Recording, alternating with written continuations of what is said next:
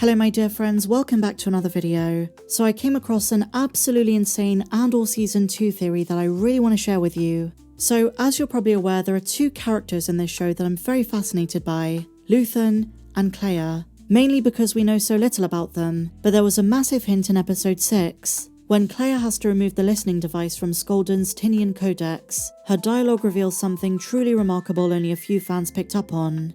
And keep in mind, there is no waste in this show. Every line, every bit of dialogue, every mention, every reference is deliberate. But I haven't seen anyone talk about this. Kleya mentions this is her favourite piece in the entire collection. And this codex is a bit like reading Braille, designed to be read through touch, because it comes from a planet and a culture where blindness is a gift. It's the norm, and presumably, sight is seen as a curse.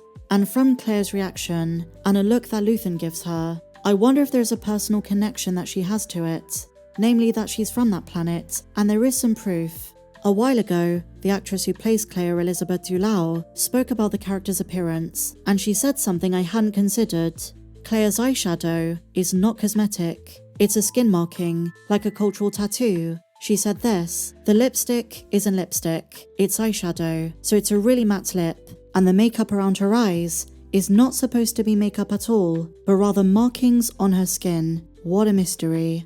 I think she was told this by Tony Gilroy. I think he might have had some of the pieces for a backstory in mind all the way back in season 1, and now he's sort of filling in the blanks. So now let's consider the theory I just spoke about. If blindness where she's from is seen as a gift, maybe her eye markings are a punishment because she was born with a curse of sight. Maybe they tried to blind her, but because she could see, she was outcast from her community and her home world. Maybe that's how she ran into Luthen. This is where things get even more interesting, because if you look at the expression on her face when she mentions the other world, she seems genuinely saddened when Skolden was touching it, and Luthen could see that. He knows what this symbolizes to her, but it's not as if they could say anything because Krennic was making fun of it. And isn't it so ironic? The ISB's been looking for the Axis cell for such a long time, but its leaders were right there in front of them, hiding in plain sight. Conversely, isn't it funny when Kleya and Luthen leave? They say they could have just killed Krennic then and there. Rogue One would have been very different. I know it's not related, but blindness in Star Wars often has ties to the Force. Not always, but often. In many examples I can think of, it's less about disability and more about alternative perception. Think of it in relation to Force sensitives. Think of Chirrut Îmwe in Rogue One, a member of the Guardians of the Wills. He wasn't able to see but was extremely aware of his surroundings through his deep spiritual connection to the Force. Across various canon and Legends content, Obi-Wan, Luke, Yoda, and so many other Jedi spoke about trusting your instincts, how your eyes can deceive you. Kanan Jarrus is another example. And so with this in mind, I wonder if Kleya's people were attuned to the Force. I don't necessarily think she is. I can't imagine Tony Gilroy writing the character of Kleya to have those abilities. But if she shares an origin with the Tinian complex, then maybe her people were very similar to Dathomir and Night Sisters, or had their own connection to the Force, its own interpretation of the Force. And in that sense, if blindness was a gift, maybe their other senses were enhanced. Maybe they were deep meditators. Maybe they found it easier to tap into the Force because they weren't deceived by their sight. And because Kleya didn't have this gift, she was outcast. Just a few thoughts I had on this. For a minute I wondered, based on Elizabeth Dulao's comments, if Kleya wasn't fully human, but near human. But she's officially listed as human. This could change. I think her origin might be similar to the Miraluka. They were also blind, and they perceived their surroundings through the Force. The big difference though, is they didn't have eyes. Kleya does. Maybe her backstory takes inspiration from them. Either way, it seems rather deliberate that this scene was thrown in. Nothing is accidental in this show. When others were talking about and touching the codex, she was directed to seem genuinely uncomfortable. It was really awkward, and I want to know why.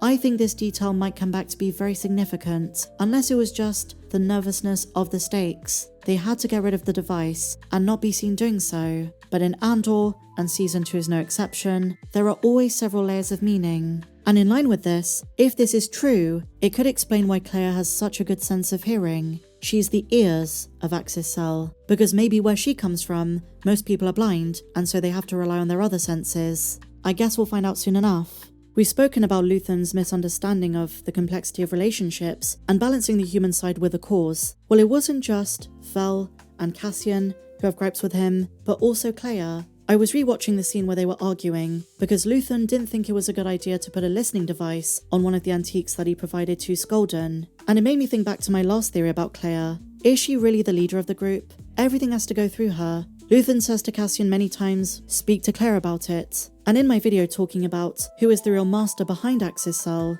I saw a few comments saying that if Luthen is gonna die, then Kleya might be the one to betray him. I'd be really surprised if they go this direction, because considering their backstory, considering they understand each other and they've been together for years, whether they're father and daughter or whatever their relationship ends up being, I think Kleya is going to be loyal to him right till his dying breath. If Kleya was the one to be found out, I don't know if Luthen would be loyal to Kleya, but I get the sense the other way round. Kleya would absolutely go down with Luthen. This is why I'm so interested in how Tony Gilroy is going to show us why Luthen isn't in Rogue One, whether she likes it or not, and these are Tony Gilroy's words. Her work is directly tied to Luthen. If he's affected, so is she. And across a lot of the rebels in this show, we see their sacrifice. What we know for sure is that both Luthen and Kleya had a past. What that entailed is yet to be revealed, but whatever it was, according to the showrunner, it put them in a situation where it's do or die. They have pretty much nothing to lose. Their mindset is, if we're going to do this, there's a very good chance we're building a sunrise we will never see. And did you guys catch, in the most recent arc of episodes, Saw Gerrera reflected these same sentiments when he was talking to Wilmon. Saw knows his life is a ticking time bomb. He knows he will never live to see the New Republic. We'll be gone by the time the Republic is back. And there's an urgency, there's a sense of now. You're living for this moment. You are the Raido in the air. He says to Wilmon, you're not with Luthen, you're here. You're right here and you're ready to fight. You're what's ready to explode when there's friction in the air. And I think in showing us various different philosophies and different monologues across all of these different rebels, we get a clear contrast of the types of rebellion they represent. Think of it this way, Saw Gerrera is the extremist partisan. He's willing to do whatever it takes. He doesn't care about the innocent civilians who might be harmed in his takedown of the Empire. He wants the job done, and he believes in strong leadership. And even though Mon Mothma's rebellion, the one of diplomacy, is the one that succeeds, there is something to be said about Saw's tactics had he survived past Rogue One. Even more interesting is if he'd survived beyond the original trilogy into the Mandoverse. Maybe they would have had a better shot at preventing the rise of the First Order.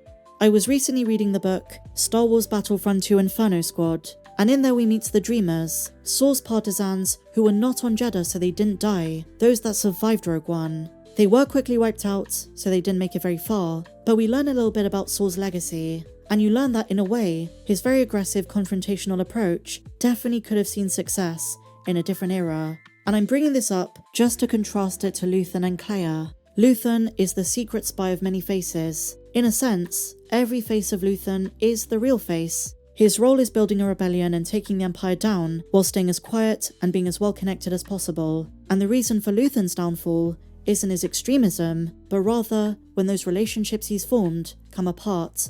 And then you compare it to Mon Mothma, and it's a different case altogether. It's bravery in the face of fascism, and good organisation. I've said this before, but the Rebel Alliance was about diplomatic relations, but also good communication. Saw Gerrera and to some extent Luthen were not as good as collaborators.